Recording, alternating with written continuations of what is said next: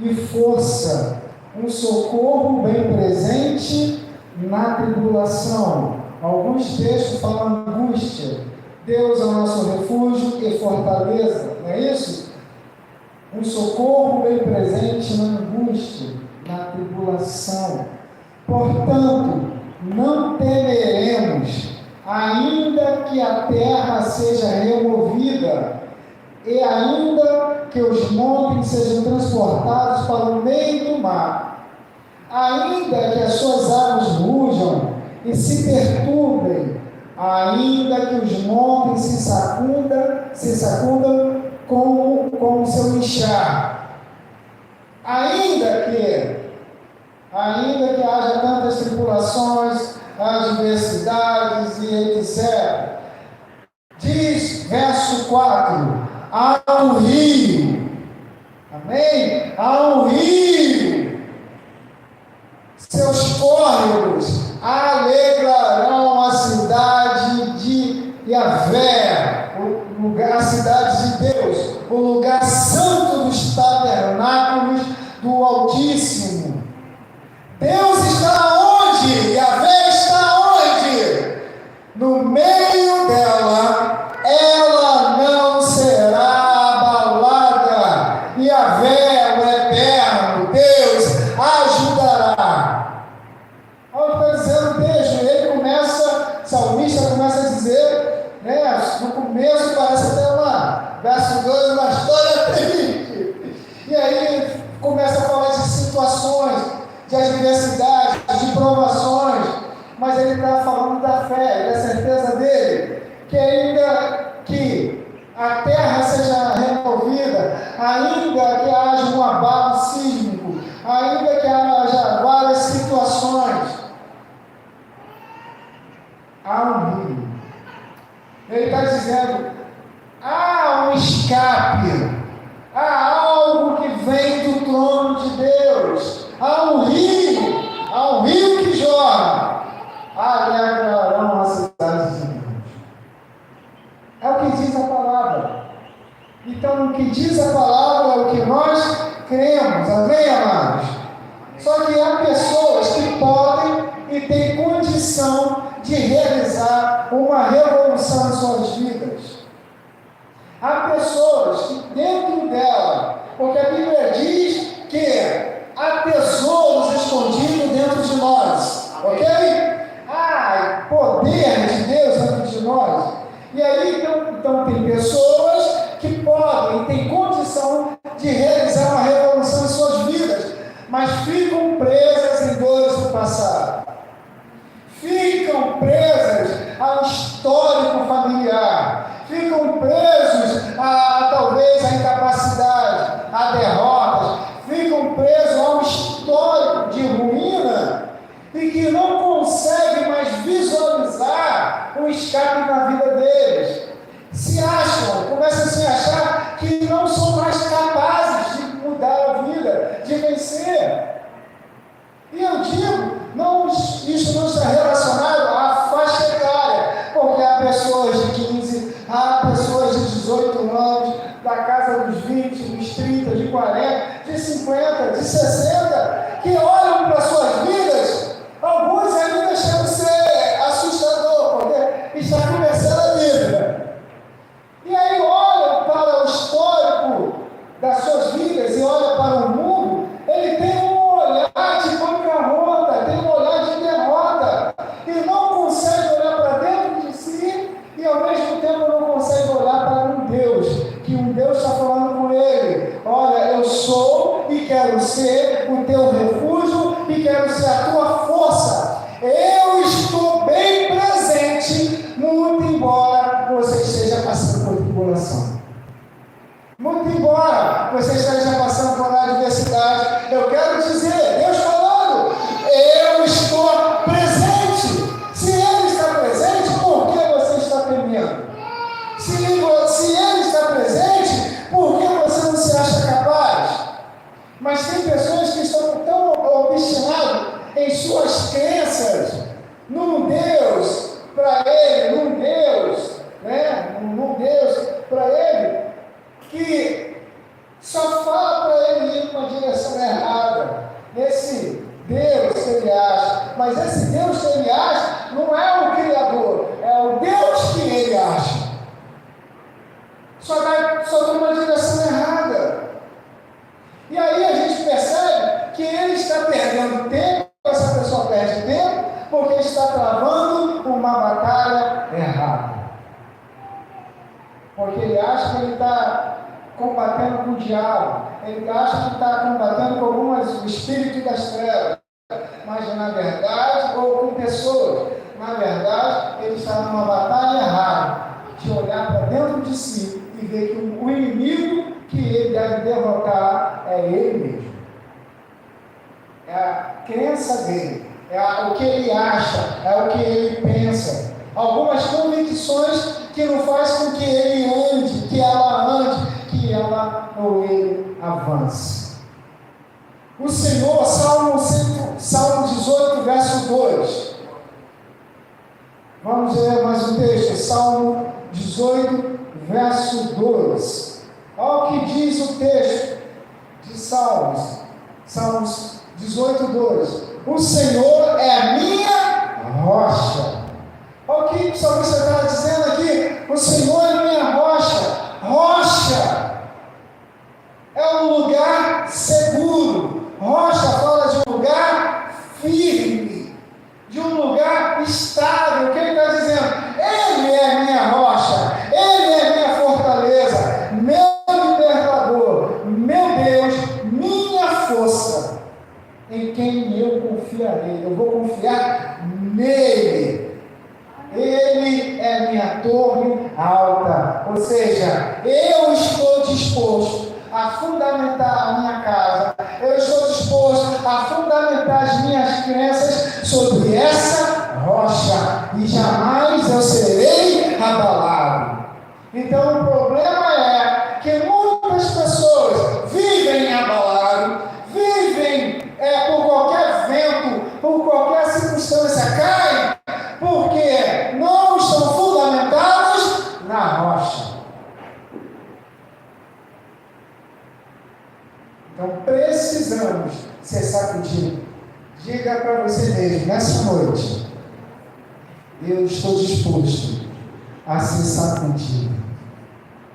Porque o que nós precisamos ser sacudido, precisamos, Deus falando comigo, com você, olha, acorda! Você estava aqui, no lugar seguro, no lugar firme, mas a sua decisão fez com que você mudasse a tua postura. Você foi para um lugar de areia. Você decidiu seguir esse caminho. Você decidiu fazer essa escolha. E aí quando vem a tempestade, quando vem a provação, quando vem a tribulação, eu não estou no lugar firme. Eu estou no lugar que eu escolhi. E digo mais, o lugar que eu estou falando, que eu escolhi, mas eu quero atribuir a Deus, ao Espírito Santo. Mas foi eu que escolhi. Foi a minha decisão, foi as minhas crenças, foi o Deus que eu acho que falou comigo, mas não está me levando para um lugar de êxito. Todo lugar que me afasta de Deus, todo lugar que me faz afastar das pessoas, não é um lugar que Deus me levou, é um lugar que eu escolhi para estar. Porque, repito, quanto mais eu amo a Cristo, mais eu amo pessoas. Quanto mais eu amo a Cristo, mais eu sirvo pessoas. Quanto mais eu amo a Cristo, mais me relaciono com pessoas. O Evangelho não é um Evangelho isolado, é um Evangelho coletivo. Amém, meus amados? Amém? Amém? E aí há ocasiões que o coração fica tão duro. Há momentos da nossa vida que nós ficamos com o coração tão duro e os ouvidos tão surdos. Há pessoas que ficam por que o coração daquela pessoa está tão dura que você fala para ela, você está me ouvindo? Ela não está te ouvindo. É ouvido, como nós dizemos, é ouvido de mercador, que você passa na rua, um grita uma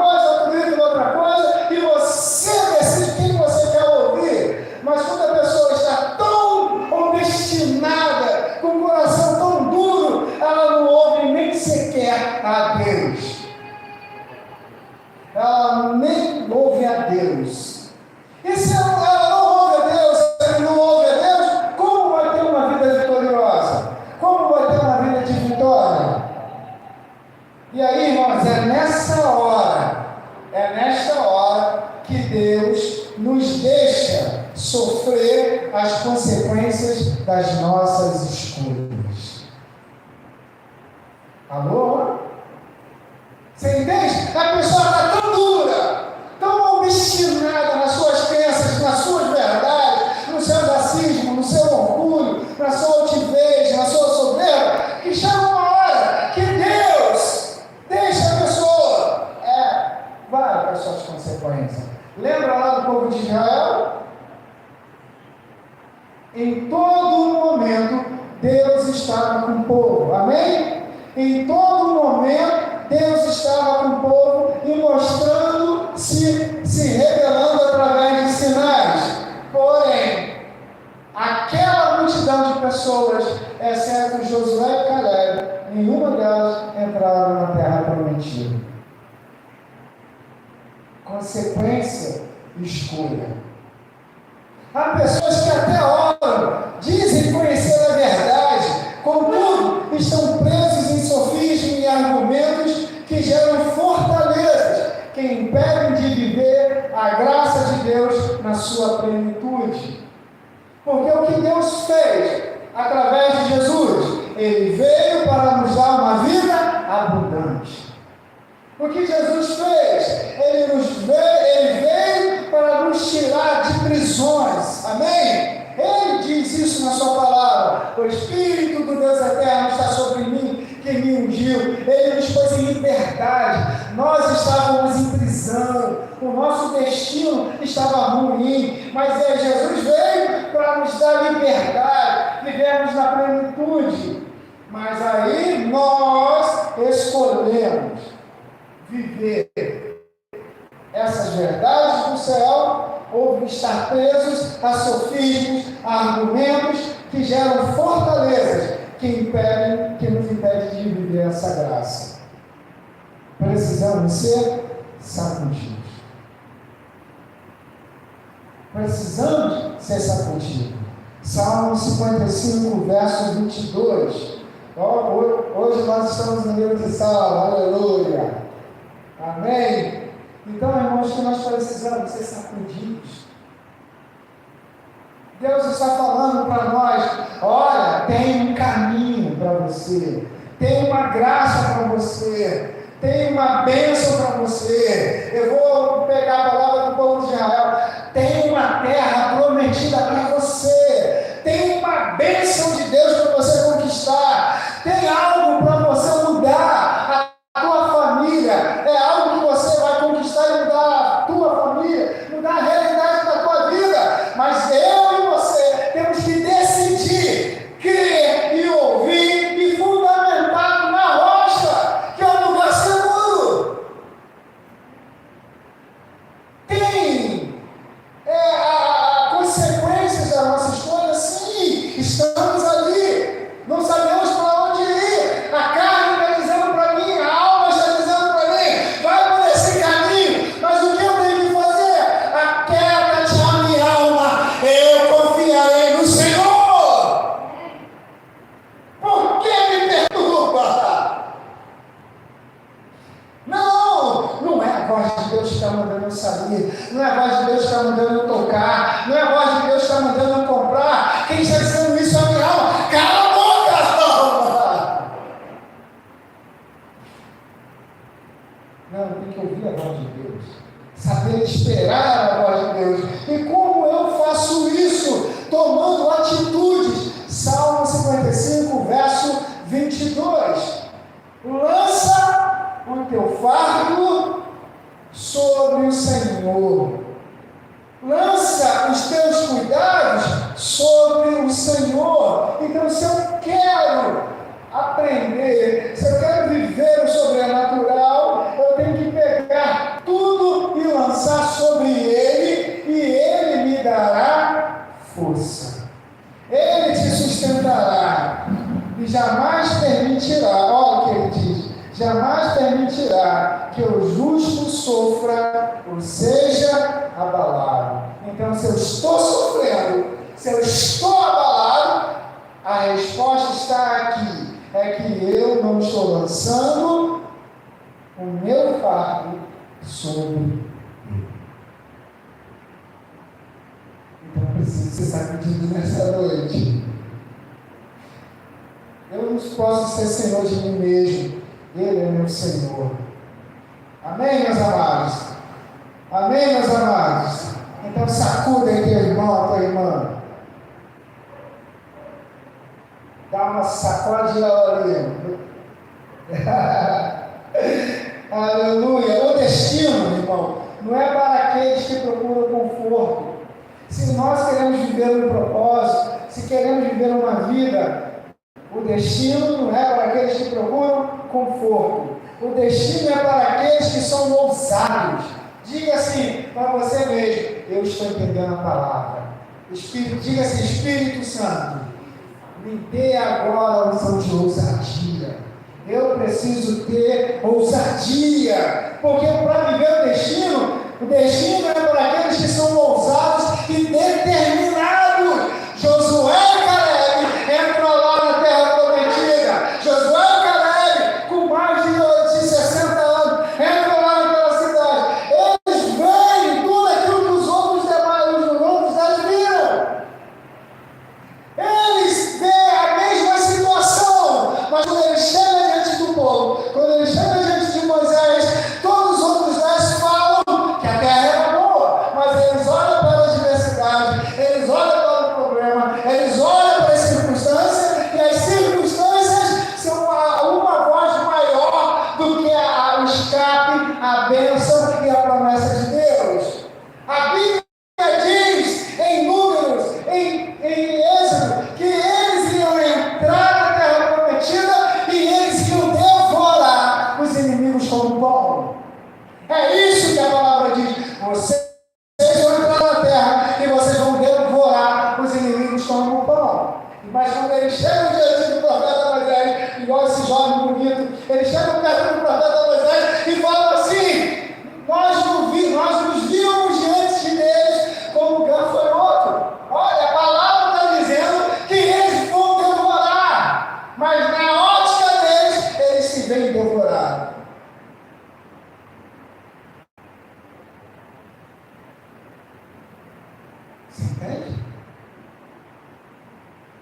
Você entende? Você quer devorar ou você quer ser devorado? Você quer encarar ou você quer fugir? Você quer ficar de madrugada lá no seu quarto, chorando, vivendo uma crise de ansiedade, ou você vai ficar no teu quarto, como o Salmo 55 que nós lemos aqui: eu vou lançar todo o fardo, eu vou lançar tudo sobre ele. Pai amado, nesse quarto que eu estou aqui sozinho, orando, ou eu estou na minha sala, minha esposa está dormindo, e aí você falando para Deus: Deus, eu continuo crendo em Ti, eu creio em Ti que o Senhor vai prover, eu creio em Ti que o Senhor vai mover o sobrenatural, eu creio em Ti que o Senhor vai trazer recursos em meu favor, eu creio em Ti. Senhor, eu estou abalado, é verdade. Senhor, eu estou com grande medo, mas a Tua palavra diz que o Senhor fez favor na vida de homens e eu continuo crendo que o Senhor fará na minha vida. Então, irmãos, o destino é para aqueles que são ousados e determinados, que estão dispostos a suportar algum desconforto. Então você é ousado? Amém? Quantos ousados aqui nessa noite? Amém? Só que vocês também têm que estar dispostos a suportar algum desconforto. Porque no meio da prova, no meio da luta, no meio da adversidade, vai vir algum desconforto, vai vir provas, vai vir situações, mas quando vier a situação, você não vai olhar para o desconforto, você vai olhar para Ele. Ele é meu refúgio, é minha fortaleza. Os meus olhos não estão olhando para as situações, os meus olhos não estão expostos para a dor, para os problemas, para qualquer tipo de adversidade. Os meus olhos estão no Senhor, e é pelo Senhor que eu vou marchar, é pelo Senhor que eu vou alcançar, porque vai gerar desconforto? Sim. Vai adiar a gratificação? Sim. Talvez naquele momento não vai receber nenhuma recompensa, mas meu irmão, eu vou continuar indo para onde Deus está dizendo para eu ir. Por isso que Moisés falou: se a tua mão for comigo, eu vou. Se a tua mão não for comigo, se a nuvem não for, eu não vou. Se a tua voz falar para eu ir, eu vou. Se eu não falar nada, eu não vou me mexer. Então, o que nós precisamos ser sacudido? E ser sacudido é ter visão. A visão é a capacidade de enxergar além do que os nossos olhos são capazes. Essa é a visão. Eu estou olhando no olhar humano, mas a visão espiritual me faz enxergar muito mais além. E nós precisamos ter esse olhar, um olhar de mais além. Para onde Deus quer me levar, para onde Deus quer me conduzir. Eu não tenho recursos, eu não tenho capacidade, eu talvez não tenha grande eloquência, mas a palavra diz que aquele que descansa no Senhor, aquele que confia no Senhor, Deus manifestará proeza, Deus vai suprir todas as necessidades. É confiar nele. Sabe por quê? Gideão tinha força. Lá em Juízes capítulo 6, é só para você marcar.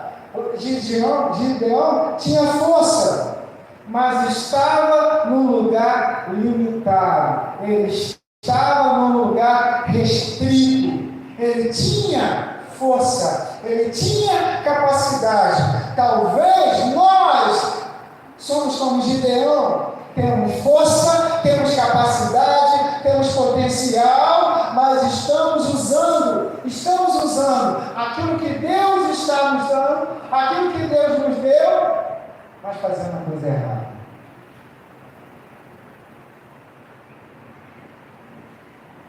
Ele tinha capacidade, ele tinha potencial, mas no lugar que ele utilizava apenas 1/3 da sua força. Deus o capacitou, não foi para ele fazer aquilo que ele fazia lá no lagar. Deus o capacitou com uma força sobrenatural para ele destronar inimigos. Enquanto você e eu estivermos usando a unção de Deus, aquilo que Deus nos vocacionou, no lugar errado, viveremos frustrados, decepcionados, chateados, e vamos culpar o outro pelo resultado. Mas enquanto na verdade estamos fazendo aquilo que achamos que é para Deus, mas no lugar errado. Eu não estou dizendo o ambiente errado, nosso posicionamento é errado. Deus estava chamando Gideão. E aí quando Deus chama Gideão, fala para ele: homem forte, homem capaz. E aí o que ele faz?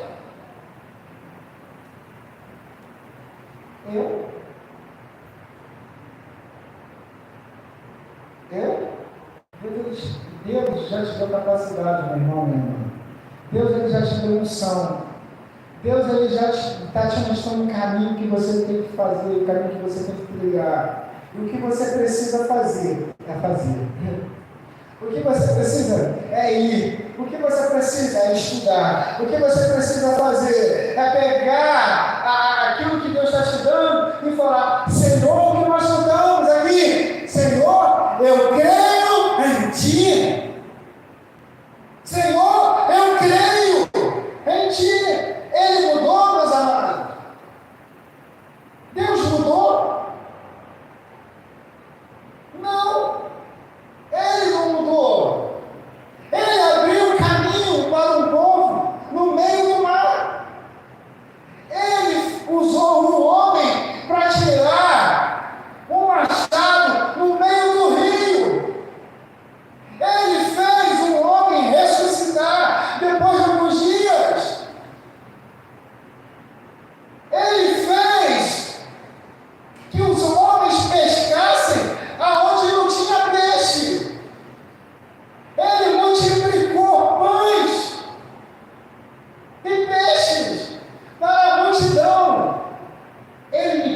vida. Eu estava destinado à morte. Mas Ele me deu vida novamente. A minha esposa não podia gerar, mas Ele, na sua graça, liberou uma palavra de vida. E o sopro de vida veio aonde o médico falou que estava seco. Então, Ele mudou? Não! O que mudou é a nossa posição diante dEle. O que mudou é as nossas escolhas.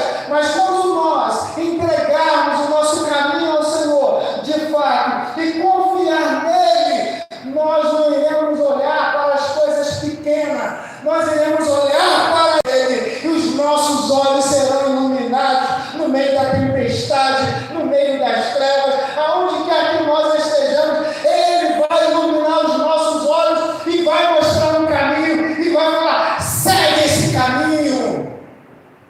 Ele vai enviar pessoas para estar do nosso lado, ele vai enviar recursos. O que nós precisamos é crer no Senhor de todo o coração.